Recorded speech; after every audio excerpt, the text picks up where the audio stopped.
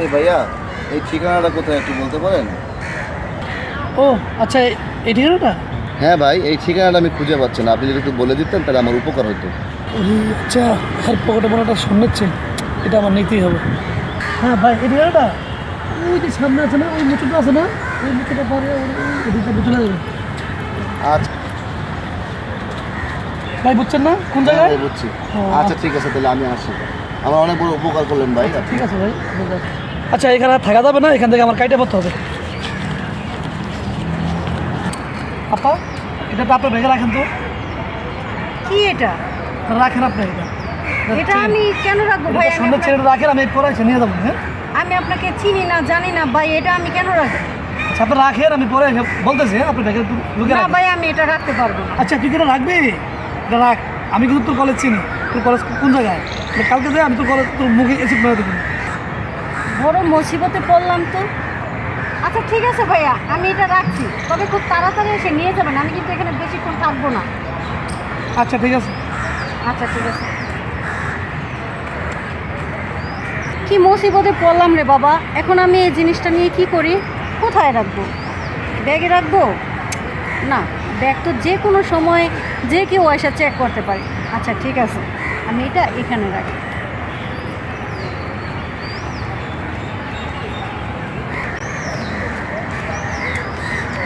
কোথায় গেল, কোন দিকে গেল? এ আপু, আপনি কি একটা মানুষকে এখানে যেতে দেখেছেন?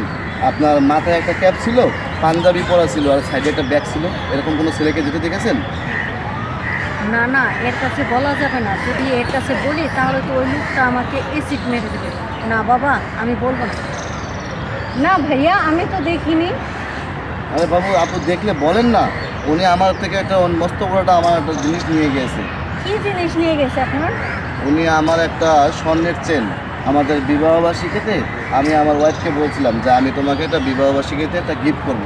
সেই গিফটটা আমি নিয়ে আসতেছিলাম, উনি আমার এটা চুরি করে নিয়ে গেছে। যদি দেখতে জানেন তো একটু বলেন, আমার খুব উপকার হবে। না ভাইয়া, আমি তো দেখিনি, আমি কাউকে দেখিনি ট্রেন নিতে বা কাউকে ধরে যেতেও দেখিনি। যদি আপনি দেখে থাকেন তাহলে আমাকে একটু জানান না প্লিজ, আমি আপনাকে 10,000 টাকা দেবো। না ভাই, আমি বললাম না আপনাকে, আমি দেখিনি, কাউকে যেতে দেখিনি এদিকে। এখন কোথায় আমি তাকে পাই বলুন তো? আপনি দেখেন, অন্যদিকে কোথাও খুঁজে দেখেন, পেতে আচ্ছা পেয়ে যেতে ঠিক আছে পারেন। আপু, ধন্যবাদ আপনাকে। আচ্ছা, মেয়েটার কাছে তো চেনটা রেখে আসলাম, যাই কি চেনটা পামু? মেয়েটার পামু ওখানে? একটু তাড়াতাড়ি যাইতে হবে আমারে। এই যে পেয়ে গেছি। এই যে ভাই, কি ভাই? আপনি আমার চেন দেন তো ভাই। কিসের চেন ভাই?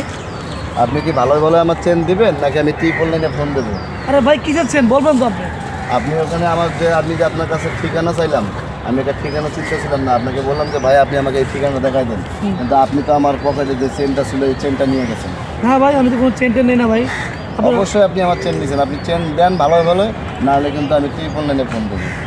আরে ভাই, আপনি আমাকে চেক করেন ভাই, আমাকে চেক করে দেখেন। আপনি পরে তো তিন লাইনে ফোন দেন, আমি তো আপনার চেন নিই না ভাই। দেখেন আপনি আমার কাছে চেন পান কিনা দেখেন। দেখি, আমি আপনাকে চেক করে দেখি।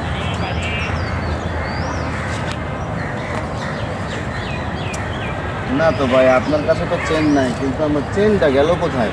আমি 1,00,000 টাকা দিয়ে আমি চেন বানাইছি বিবাহবার্ষিকীতে, আমার ওয়াইফকে আমি গিফট করব। এই চেনটা আমার গেল কোথায়? আমার 1,00,000 টাকাও বৃথা গেল। এখন আমি এই মুহূর্তে বউকে আমি কি গিফট দিব বিবাহবার্ষিকী উপলক্ষে? আমার মাথা কাজ করতেছে না ভাই। আমি তো আপনার চেন নিই না, এখন তো প্রমাণ পেয়ে গেলেন। এখন আপনি দেখেন, খুঁজে দেখেন কোনো জায়গায় পান কিনা আপনার চেন। আচ্ছা ঠিক আছে ভাই, আমি দেখতে হবে।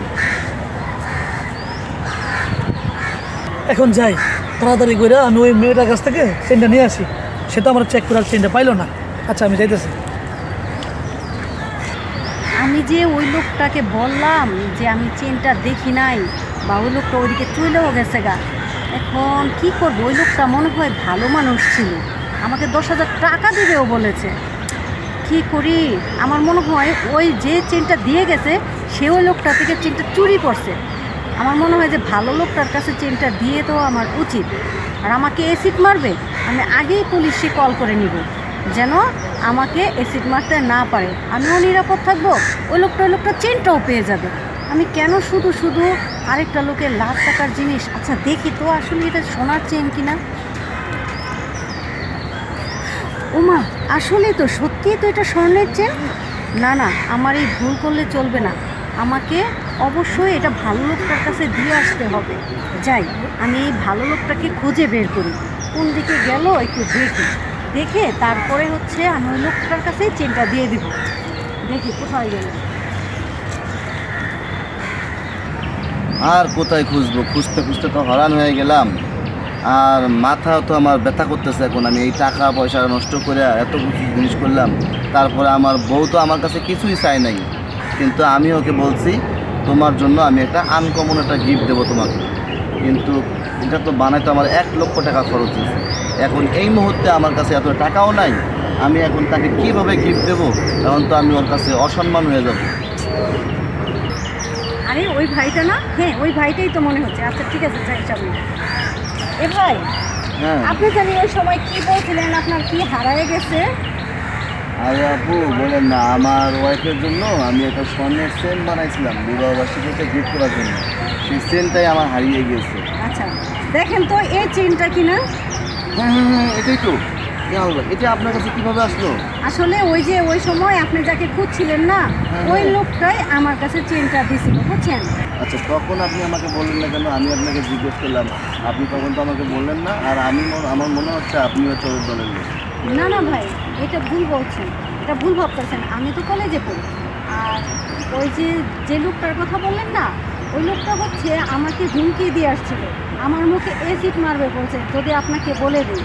সেজন্য আমি ভয়ে কিছু বলি না। আর এখন আমি সাহস করে এসেছি, আমি পুলিশে ফোন করে দিয়ে আসছি, এবং পুলিশ বলছে আপনার কোনো ভয় নেই, নিরাপদে আপনি যেতে পারেন। অনেক বড় উপকার করলেন, এই উপকারের ঋণ আমি কখনো বলতে পারবো না। তখন তো আমি আপনাকে বলেছিলাম যে আমি আপনাকে 10,000 টাকা পুরস্কার দেবো, কিন্তু আপনি তখন আমাকে বলেন নাই। এই নেন আপনার পুরস্কার। না ভাই, আমার টাকা লাগবে না, আপনি টাকা রেখে দেন, আমার টাকা লাগবে না। আমি আজ যে একটা ভালো কাজ করতে পারছি, আপনার জিনিসটা আপনাকে ফেরত দিতে পারছি, এতে আমি অনেক খুশি। আমার টাকা লাগবে না। ঠিক আছে বোন, আপনাকে অসংখ্য ধন্যবাদ। আচ্ছা ঠিক আছে। ও কি ওই লোকটার এই মেয়েটা না? হে আল্লাহ, ওরা তো একসাথে হয়ে গেছে।